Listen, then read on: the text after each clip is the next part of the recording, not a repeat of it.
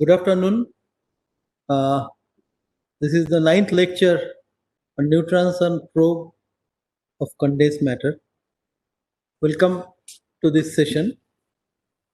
I was describing to you after going through the basics about the various instruments, the Q ranges, and the kind of length scales and time scales that they can tackle, and studies pertaining to those. But today I also decided to discuss with you regarding the assignments that I gave. Uh, I have received quite a few assignments, but not from all of you who wanted credits on their in their applications. So I'll remind you again that unless you submit the assignments, we can't later consider you for credit in this course. It's a 6 credit course. So if you want credits, you must submit your assignments. Now, before I go to the technical parts, I'll and continue with the description of various instruments. I'll quickly go over the assignments and discuss them. Most of you have answered nicely. Some of you might have been a little longish in your answer. I expected more shorter and brief answers, not everything that I have taught you need try to put it in your answers. I'll be happy in future if you are more to the point.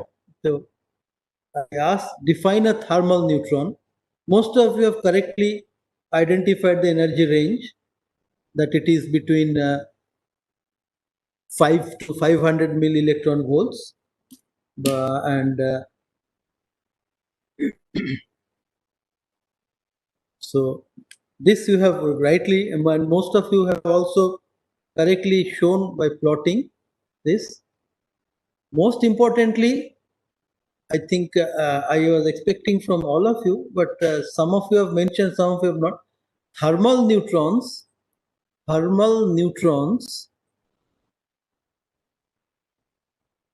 are those that have thermalized, sorry for this repetition, thermalized in a near room temperature moderator. This is an important factor. Basically, these neutrons, whether they come from a reactor or an accelerator source, they have to be brought down in energy, and that is done usually by putting the neutron, the fission sources or the accelerator sources in a moderator.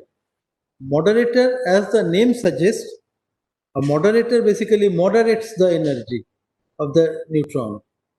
It brings down the energy, and since the moderator temperature, usually the moderator can be D2O, can be H2O, and close to room temperature, actually around in between 30 and 50 degrees centigrade, which is like 330 Kelvin. So for a moderator at 330 Kelvin, the neutrons thermalize and they follow a Maxwell-Boltzmann distribution. We know that Maxwell-Boltzmann law was proposed first for free gas particles. In this case, we are using the same distribution for neutron, because it's also like some of you have mentioned that it's a free neutron. Yes, it's a free neutron, but free neutrons can have very, very high energies also, and also did not have a Maxwellian-Boltzmann distribution. It is these neutrons which are born in a fission or in a spallation reaction. They have thermalized in this moderator, and while thermalizing through inelastic collisions, most of you have mentioned it, the energy distribution for the neutrons follow this Maxwell-Boltzmann with a specific peak typical of the temperature of the moderator, and this range, as you correctly said, 5 to 500 milli-electron volts. That's what defines the thermal neutron.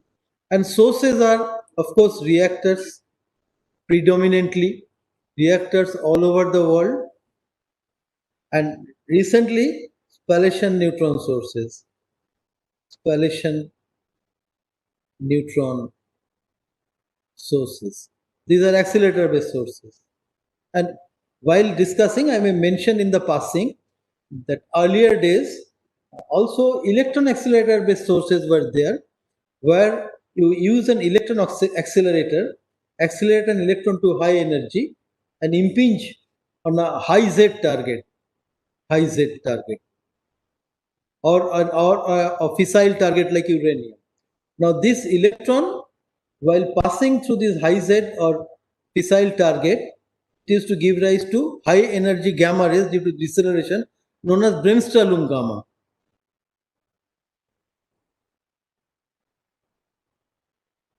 I hope my German spelling is correct. Bremsstrahlung gamma.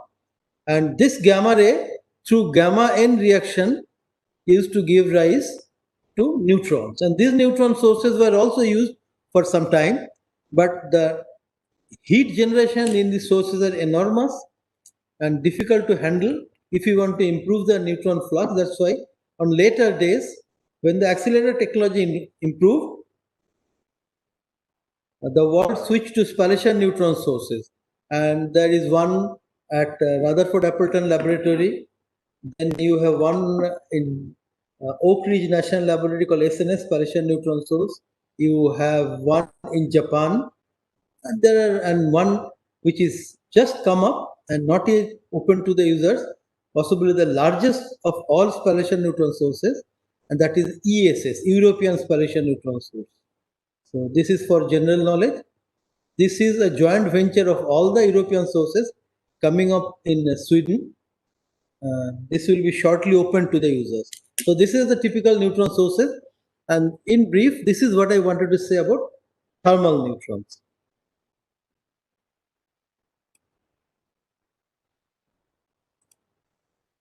So I have also discussed with you what are the sources of thermal neutrons. What are the properties of a thermal neutron that makes it attractive? In that, actually, there are several I mentioned, and most of you have rightly pointed out. So, but for completeness sake, one is of course wavelength, wavelength lambda. So, is a length scale of the order of interatomic distance.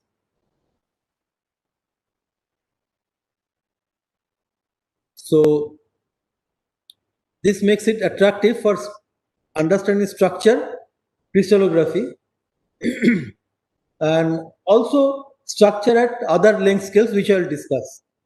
Secondly, energy. In this, it has certainly an edge over X-rays, because X-ray, a 1 angstrom X-ray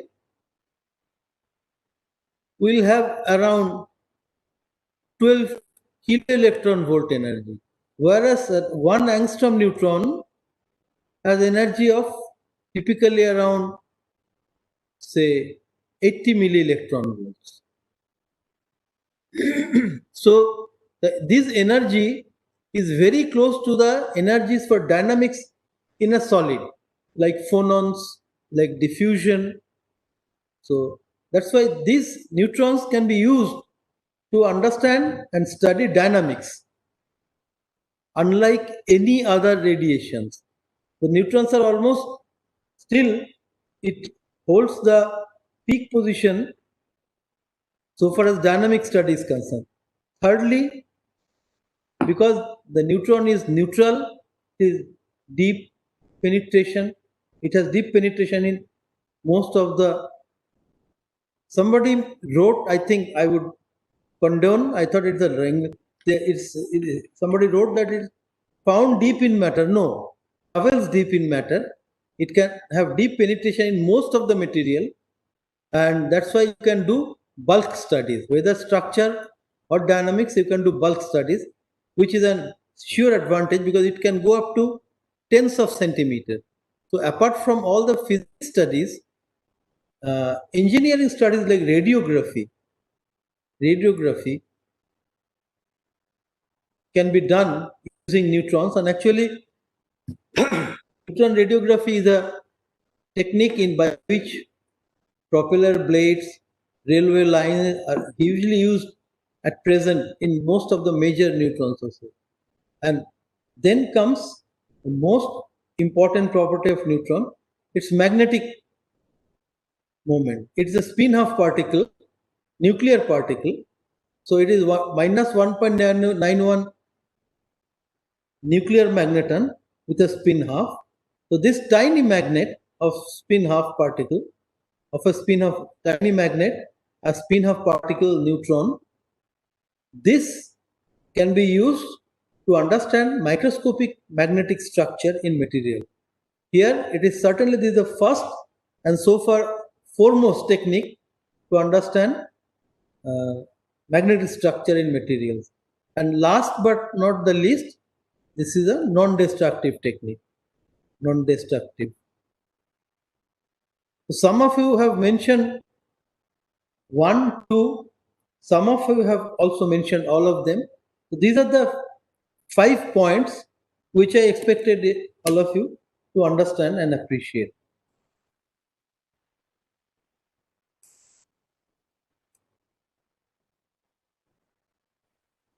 Next comes, I asked the question, given the temperature of a moderator 330 K, where will the Maxwellian distribution for the thermal neutrons be?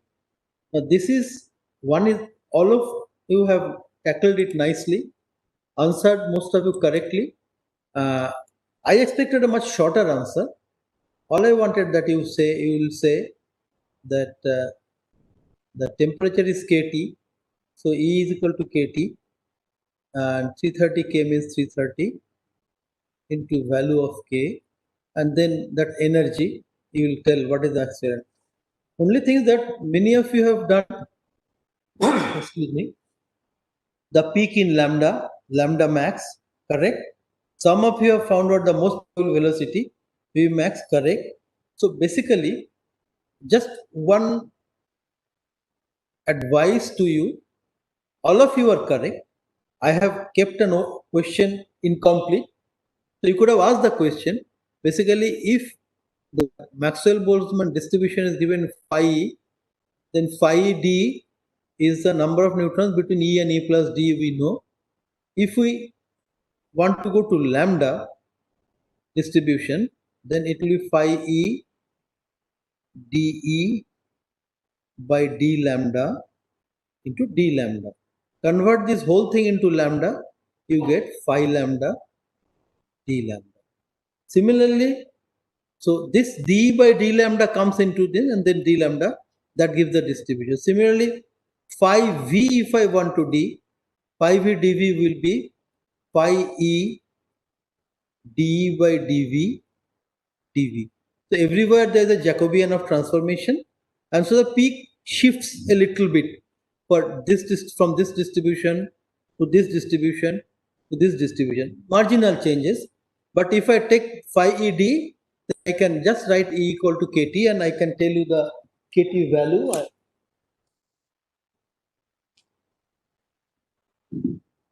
So this will come out to be, let me just write it down for you.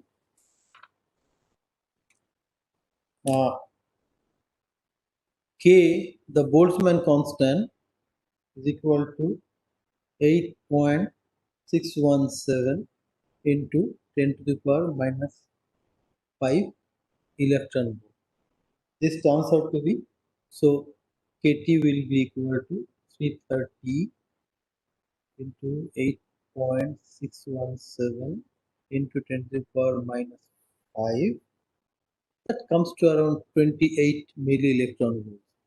So the peak comes somewhere around 30 milli electron volts, acceptable to me. This assignment is just to give you the feel for the temperature, because it's a 330 K.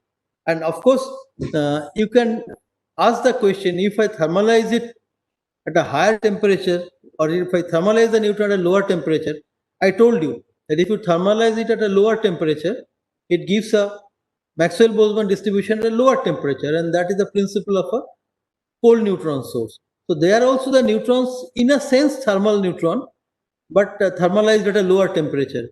Or we can thermalize it at a higher temperature. We can put a graphite block inside the reactor, I told you. And this graphite gets heated up to 16, 1700 degrees centigrade. And then the neutrons will, again, they will thermalize, but at a higher temperature, and they are not, they're called hot neutrons. So thermal neutrons are typically in the thermalized neutron in a moderator which is close to room temperature, if I may say that. But these are all little loose-ended talks. Nothing very specific to say this temperature is the only one we can accept. Next, I'll talk about what is the justification for a nuclear potential to be a delta function. And here I found quite a few of you are confused. Some of you have written actually in detail Born approximation scattering formula. You don't have to go so far. Only the logic is that neutron has a wavelength in the range of angstrom. Maybe fraction of angstrom, maybe 4 angstrom, 5 angstrom. And the nuclear dimensions is 10 to the power minus 5 angstrom. It's a femtometer. And neutron and nucleus, they interact via strong interaction. Actually, nucleus provides a potential which is narrow and very, very deep. So this is femtometer, and neutron wavelength is lambda, and that justifies that nuclear potential behaves like a delta function potential. Delta function, so far as thermal neutrons are concerned. This I will stress so far as thermal neutrons are concerned. If I keep on increasing the energy of the neutron, possible. Actually, when you do spallation reaction, if this is the nucleus, proton beam comes and hits it, proton beam of 1 GeV energy. So a certain number of nucleons, including neutrons, will simply elastically be ejected, like ping pong ball collision. The proton goes and hits, and the neutron goes out, and it can go out with an energy of 100 mega electron volt. And then this neutron is certainly will not see the nucleus as a delta function. So this delta function potential is this definition, and it's and using in a mathematical form when we are solving the neutron scattering problem is justified for thermal neutrons. Specifically for thermal neutrons, please remember this. Some of you have missed this point. Next, what do you understand by form factor in X-ray diffraction? I asked. Does it have a counterpart in neutron diffraction? Please remember that I showed you for X-rays, your scattering amplitude has two parts. An Fj, e to the power minus I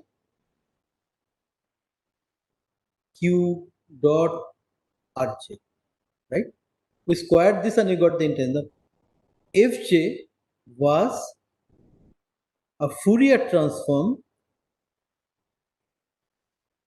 So it is a q dependent function over the charge, atomic charge. For X-rays, because the atomic charge is spread over angstrom length scale, so this Fj turns out to be a function. If I take it from 1, it falls in q like this. And that's what the form factor is. And if you have this, your X-ray diffraction peaks, I just show them as delta functions. Their intensities get cut down by this form factor because you're multiplying them. So as you go to higher and higher q, your peaks will be smaller and smaller due to the factor. This same thing which I did for neutrons, when I did for neutrons, it was a coherent scattering length, if you remember, and then e to the power minus q dot Rj. This factor remains same, and actually we summed it up over the number of scatterers. This Bj, this doesn't have any Q dependence. Some of you have correctly pointed out. So it, or other way also, Bj, if it is a delta function, then a delta function's Fourier transform, you know, if we, delta function in R space, its Fourier transform is constant in Q space. That's the way, one way. Or Bj doesn't have any Q dependent. If I plot it as Q, it goes straight. Whereas for X-rays, it goes on. This comes from the nature of the scatterer. For X-rays, the atom, the charge cloud, the electron charge cloud is the scatterer, large, so it falls. In case of neutrons, it is this nucleus which is the scatterer, and it doesn't fall, so it goes like this. I mean, it remains constant. So this is the counterpart of form factor in X-ray diffraction to counterpart of form factor in neutron diffraction. So immediately you can say for a neutron nucleus interaction, when I try to solve structures, I can, because this multiplying factor, which is Bj, is constant in Q space, I can see high Q peaks. That's it. So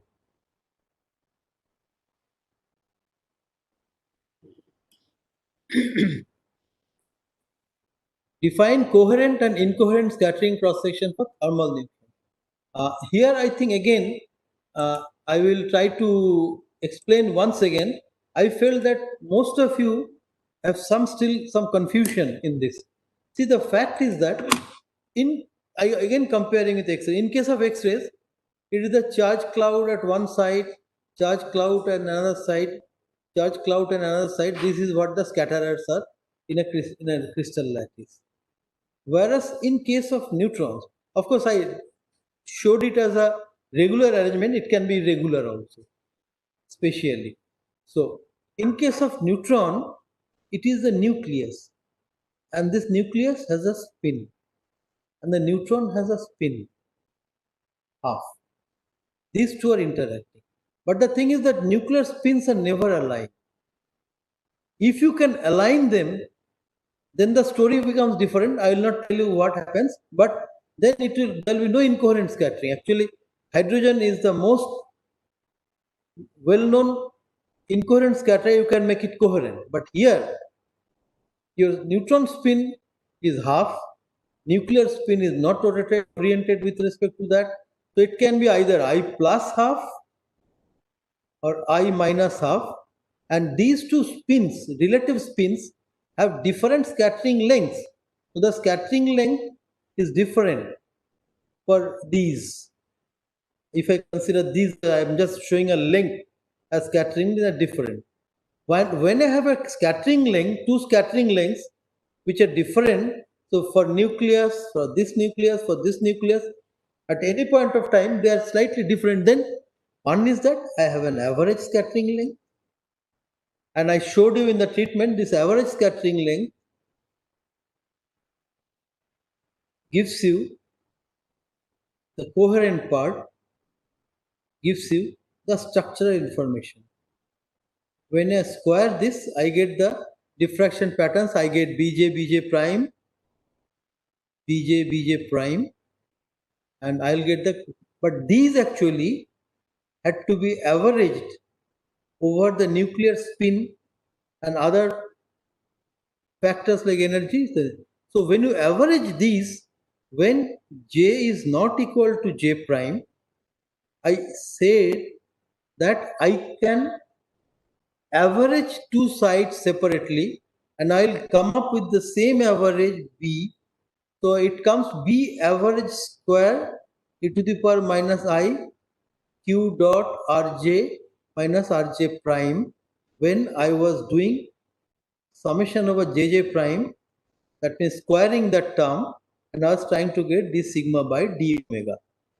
So this B average basically, then this B average gives me the coherent scattering length, because this dictates how the diffraction peaks will appear.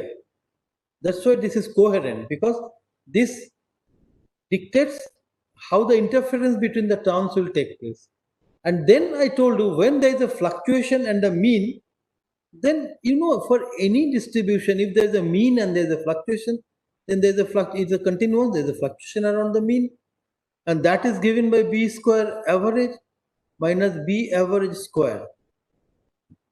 So b square average minus b average square, and I showed you that when that comes when j is equal to j prime. That means you are this side not interfering with any other side. This side is interfering with itself. And at that time, you have got b square average. So that's how I said that the total cross section or total scattering length can be given as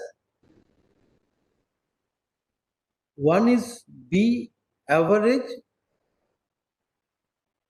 total sigma is given by two parts, sigma coherent and sigma incoherent. Incoherent because this doesn't have any signature of interference. It is independent of angle. This independent of angle comes because this term doesn't have any q dependence. Sigma coherent does have a q dependence. Q and angle, they are the same. Because I always, we use it interchangeably. Q is equal to 4 pi by lambda sine theta, where theta is half the scattering angle. So q dependence means it shows structure in q space, in angle space. It can be like this for a crystallographic structure, or it can be like this for an amorphous structure, but there is structure. And this structure is coming due to the internal structure of the scattering system. And that comes from sigma coherent. Sigma incoherent does not show any structure. So that's why it gives a constant background. And I gave you the task of calculating B coherent and B incoherent for hydrogen. I gave you the B plus and B minus of hydrogen. And you can see that the B coherent is only, I think, 1 or 2 bonds, and sigma incoherent is something like 78 bonds. Most of you have done this calculation correctly. So that shows that hydrogen, one, it's a strong scatterer. Actually, because it's a strong scatterer, most of the moderators in reactors are hydrogenous, either water or heavy water D2, because this has got it's a large scatterer, but also it's a large incoherent scatterer. So when I try to do some structure work, use some crystal, then it is not advisable to use hydrogen for powder diffraction. I also mentioned to you that when you do single crystal diffraction, then this story is different, because in single crystal, the diffraction peaks come from Ewald relationship, and the peaks are so high, peaks are so intense that this hydrogen background doesn't matter. And when you're doing single crystal work, then you can use hydrogenous organic crystal. Next, what is the effect of temperature on diffraction pattern? Some of you have answered very nicely and briefly, and sure, but some of you again have made mistakes. One mistake is that you said that the full width at half maximum of diffraction peak changes. No, temperature does not change. Actually, if you see the term Debye-Waller factor, if I write it down, I equal to I0 e to the power minus Q square G square. G is the reciprocal lattice. So you see, I0 and I, the width has not changed, intensity has changed. So first thing, if I have a peak here, if I raise the temperature, width will not change. No, height will change. Height will change because of this e to the power minus Q square G square, where Q is the average displacement around the mean position. This is what happens. In addition, of course, I showed you a real life case where it is a silicon crystal, and there I showed you that because the crystal expands at a higher temperature, so the peak position shifted.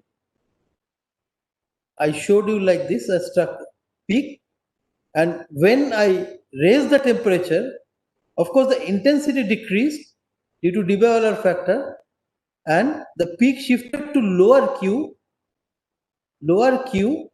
because of expansion. As the crystal expanded in real space, the peak shifted to lower Q in Q space. That's what I tried to tell you.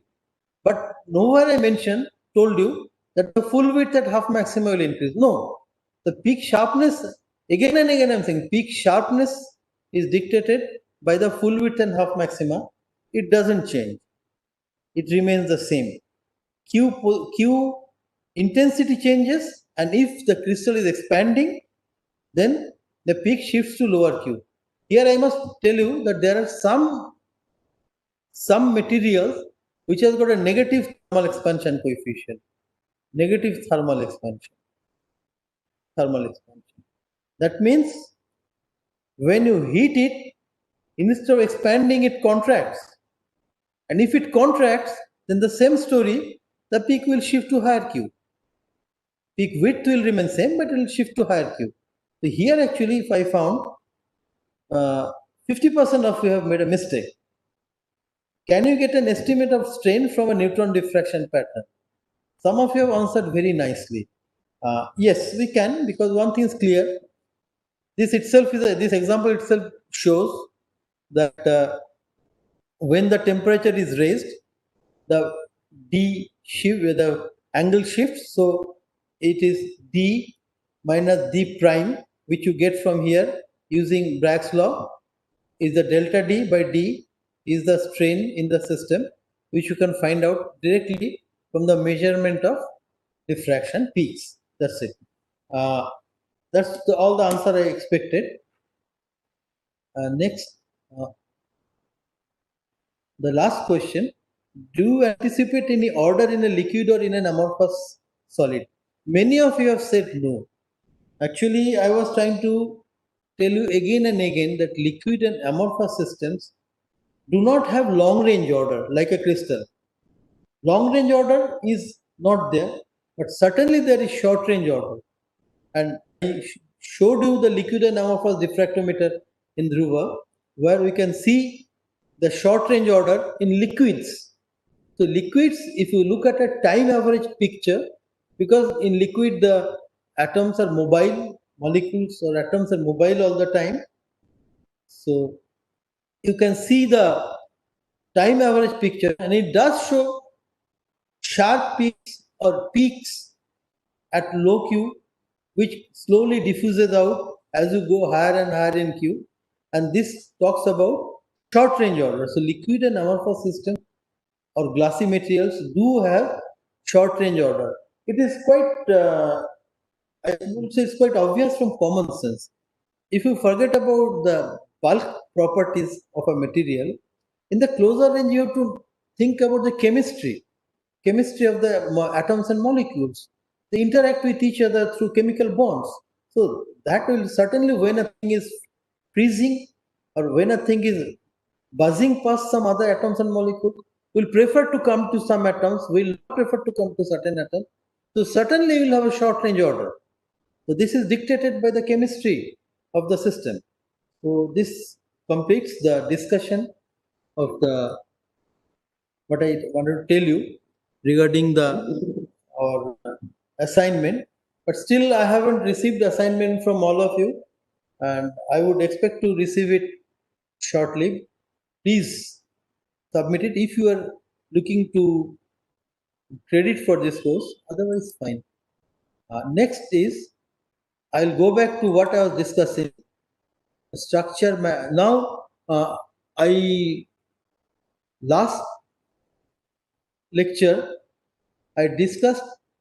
The last thing I discussed was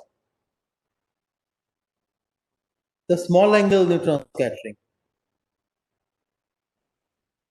suns.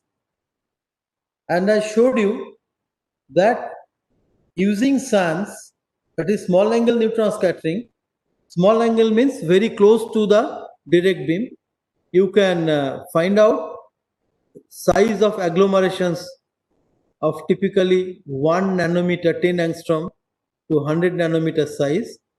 And this has very big application areas, biology, chemistry, metallurgy, etc. etc.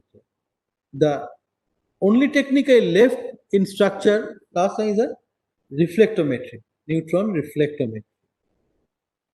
Now, this is really the counterpart of optical reflection. Optical reflection.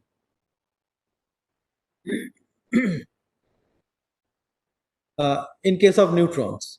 And I'll talk about polarized neutron reflectometry, that is using polarized neutron to study thin films magnetic structure. So with that, let me now take you. So structure, magnetism and morphology of thin films and multilayers. This is very important because in today's world, many of you will be working on thin films. Thin films, also many devices are already, giant magnetoresistance is a thin film device, which is directly used in nowadays. It has found rich application in computer memories. So I would say giant magnetoresistance, and around that time, the research in thin films started gaining momentum. And in that respect, our polarized neutron reflectometer has gained momentum also because the kind of information which reflectometer can give, we cannot get from any other techniques, and this is a non-destructive technique. So we also have a polarized neutron reflectometer in Dhruva. So here, let me just tell you that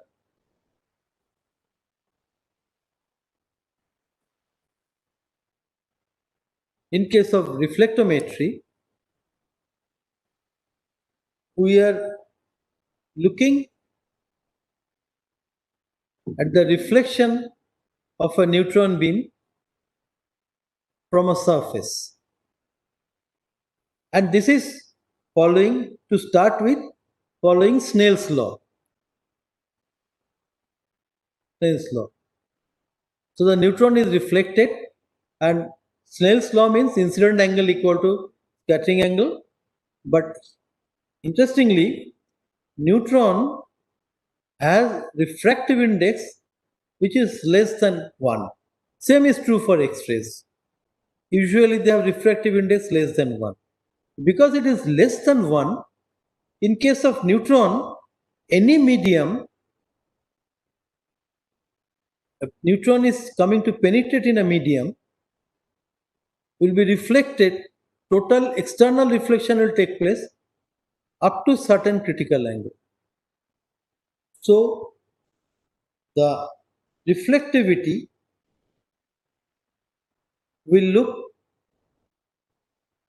somewhat like this. This is slightly idealized, there will be rounding off. So the intensity of reflected beam with respect to Q or theta will look like this. So it is reflectivity is 1 up to a certain critical angle, and then it starts falling, and this falls as 1 by Q to the power 4. Why and how, it will be discussed in details by Dr. Surendra Singh. I will not get into that, but it gets reflected. And this is used heavily today because you want to get informations like thickness of a film, roughness in a film, then magnetic moment density in a certain thickness of a film, interface moment in a thin film. If any one of you is planning to do research in these fields, polarized neutron reflectometry will be a technique which will be of great help.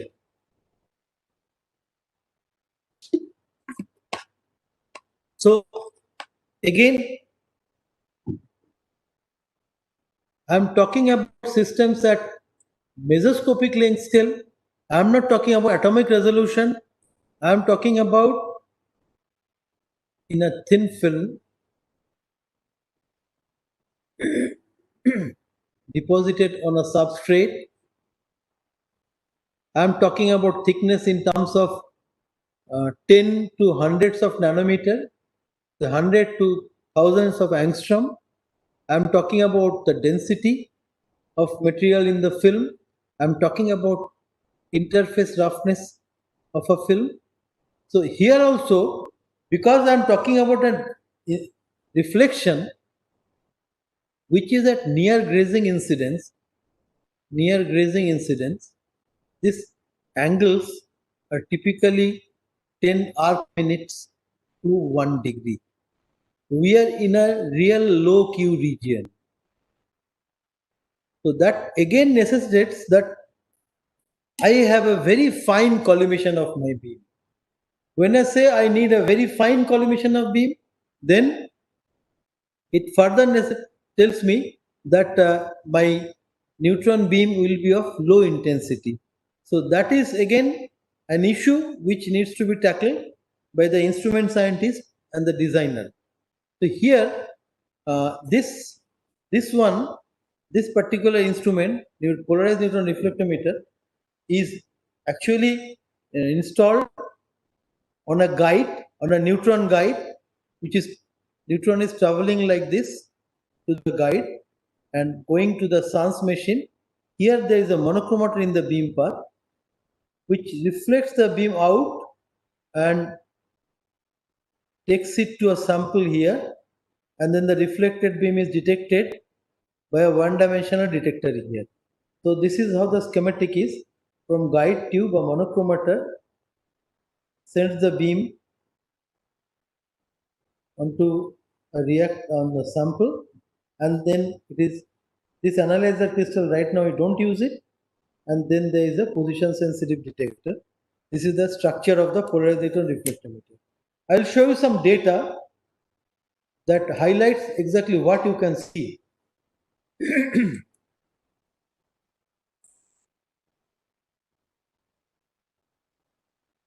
So, as I was telling you, that here,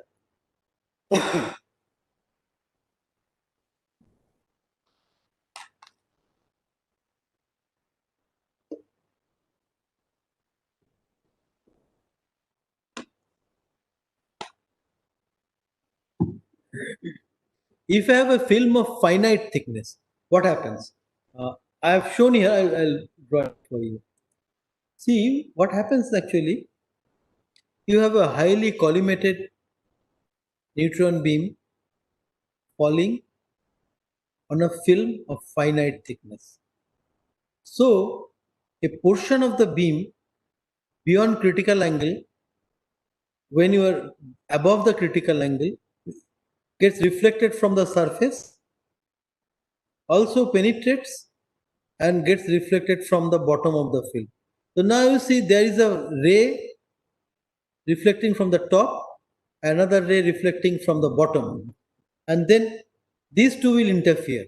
And from this interference pattern, I can get idea about thickness and density, and also there is an interface roughness here.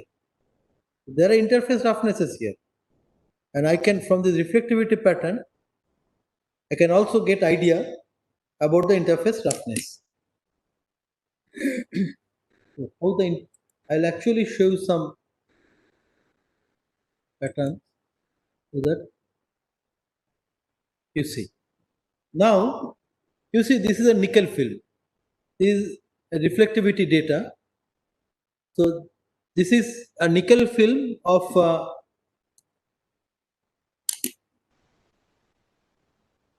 thickness 220 angstrom, 222 angstrom.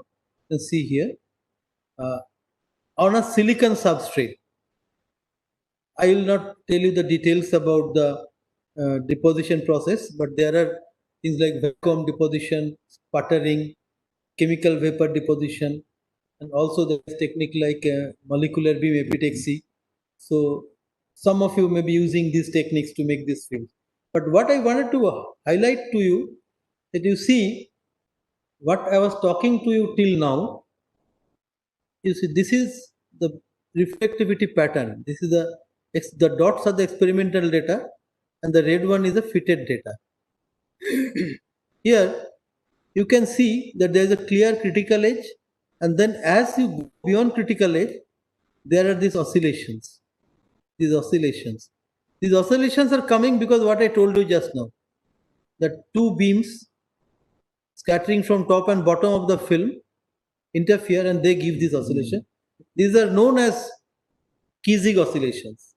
And this Kiesig oscillation, the distance between them, if I write them as 2 pi by delta q, that tells me the d, an idea about the d of the or thickness of the film. So in this case, we could fit a nickel film which is found that it has got 222 angstrom thickness, which fits the base. So this is an example of determining the thickness of a nickel film.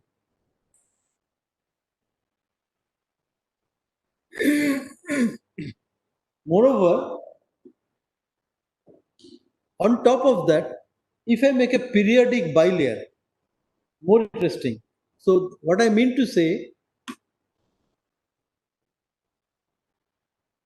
suppose I have a substrate on which I deposit a layer of A, some material, then deposit a thickness of layer B, and then one more layer of A, same thickness, then B. I make a periodic structure of bilayers. Now, you know that in crystallography, when you have a periodicity in any direction,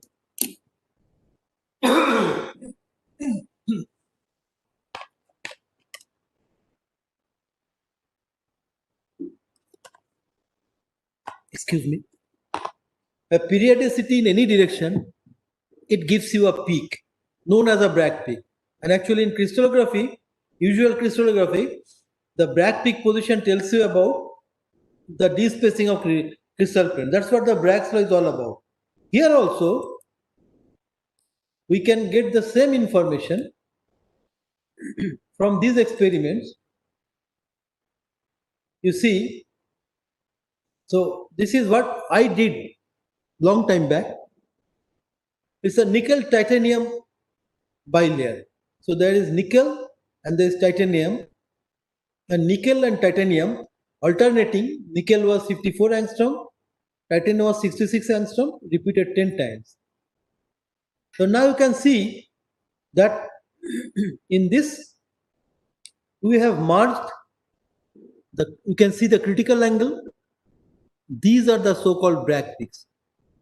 But look at the Q range. We are at a very, very low Q, 0.25 angstrom inverse. But we can clearly see these Bragg peaks. I'll tell you, if you take a single crystal, let us say of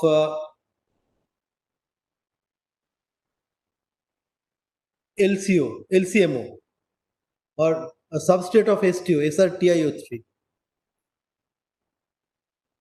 There is a single crystal substrate which is highly oriented in 00L direction. If you look at a Bragg peak of it, real crystallographic Bragg peaks, you will find 001, 002, 003, 004, all these peaks. If you look at the 001 direction. This is very similar to that in lower Q coming from this bilayer. So the repetition of this AB, it gives me these Bragg peaks. And the position is Bragg peaks similar to this Bragg peaks will tell me what is the bilayer thickness, A plus B. This is one of the techniques. Moreover, I'll point out to you, between the Bragg peaks, you see these fine oscillations. These fine oscillations. These are the Kiesig oscillations that I showed you just now. I'll just take you back once. You see these Kiesig oscillations. This was due to the thickness of the film, a single nickel film. Now I have these Bragg peaks coming from the bilayer periodicity, and I also have these Kiesig oscillations between the Bragg peaks. So I can find out total thickness of the film, which is to a zeroth order approximation, 66 plus 54, 120 into 10, 1200 angstrom. And because the total film thickness is much larger, the Q spacing is much smaller. And these are the Bragg peaks. So these are typical. Now, this you can get using X-rays also. And when you can use X-rays, don't use neutrons. X-rays are a lot more intense. But what more you can get actually from the same system, the nature of those, the reason these peaks are because I will mention you that in optics we say whenever there is a refractive index contrast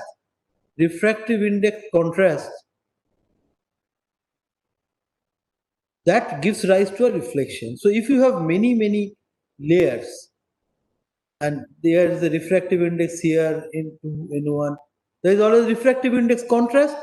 So always at an interface you will have reflection and then a part of it will go in, reflect, go in, reflect. So you have a lot of interference coming from all these interfaces and the ultimate end product will have all these stories. So I can get density of these layers, thickness of these layers, roughness when I do X-ray reflectometry. Now, if I consider physical density, these films, if they are made of magnetic material, then they will also have a magnetic density. That means my density, one will be rho.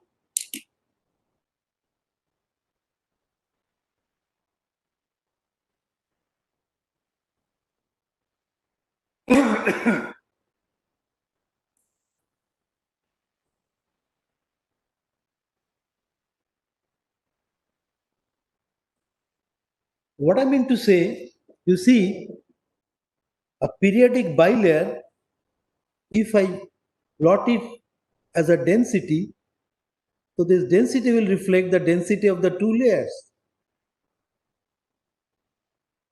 and the thicknesses. If I plot this density as a function of z, it should look something like this, function of the thickness in the film. At the same time, if you have magnetic moment, like this was a nickel titanium layer. So nickel has a magnetic moment, titanium has none. So in the nickel layer, you have a physical density, but I am looking at scattering length density. So I have to multiply this is number density, B coherent for nickel plus there is a magnetic scattering length for nickel. These two together will give me the rho scattering length density of a layer. This is what I have plotted. So this is the physical density. And this study actually what we were doing, we were annealing this nickel titanium layer. So they were allowing at the interfaces and you can see that this was a clean bilayer which started showing an interface alloy layer here and how the interface alloy layer was growing. But most importantly, doing these experiments, apart from the physical density, I could also see the magnetic moment density. This is the plot of magnetic moment density. So this was the magnetic moment in the nickel layer. As we started annealing the multi-layer, the nickel layer was shrinking, the aluminum layer, the titanium layer was shrinking, and the interface non-magnetic alloy layer was growing. So these pictures basically show that this is the zero magnetic moment of the interface alloy layer and the titanium layer and again the nickel layer. So the bilayer periodicity was not disturbed, but we could tag, I will use the word tag, the interface alloy layer using this reflectometry technique. So this completes my tour of all the length scales. So I will just, before I go over to the dynamics of the system, let me just point out that I started with one. I showed you instrument which shows powder diffraction fraction for physical plus magnetic structure, but at atomic level, that I showed you. Second, we discussed liquid and amorphous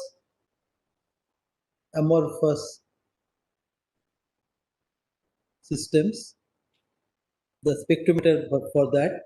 And here you find short range order, so need to go to large Q. Here you need not, you can be around 10 angstrom inverse Q for magnetic structure. Then I and describe to you single crystal diffractometer.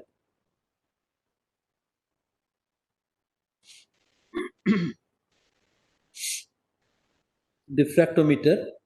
This is when you want to solve ab initio structure of a crystalline body, then use this one. And this had a, I showed you a 4-circle goniometer to align the crystal, because you need to bring down the reflected beam onto the horizontal plane to the detector.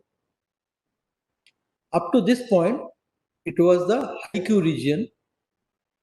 Then I went to the low Q region, low Q. So I discussed with you small angle neutron scattering for inhomogeneities. I will call them, in general I can call them inhomogeneities. Geneities at mesoscopic length scale. And then I discussed just now polarized neutron reflectometer. This is also in low Q region.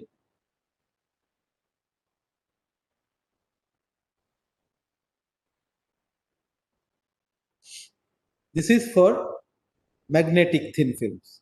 Most important technique for magnetic thin film. So this more or less brings me the end of the information that I am passing on to you regarding structure at various length scales. So we can say this is angstrom, this is less than equal to angstrom, this and this, they are same single crystal. This is a 10 angstrom length scale, 10 to 1000, these two.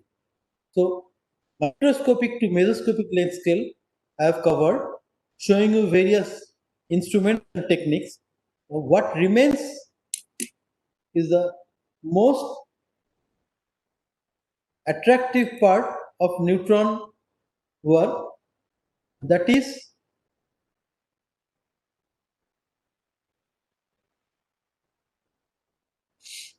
dynamics.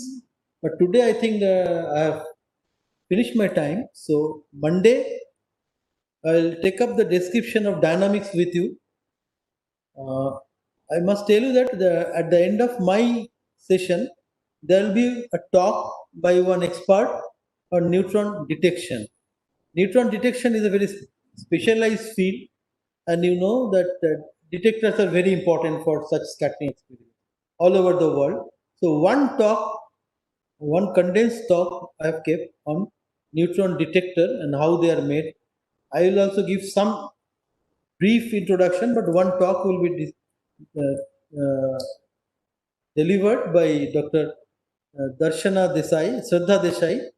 She will be telling you how she makes the neutron detectors. So today I will stop here.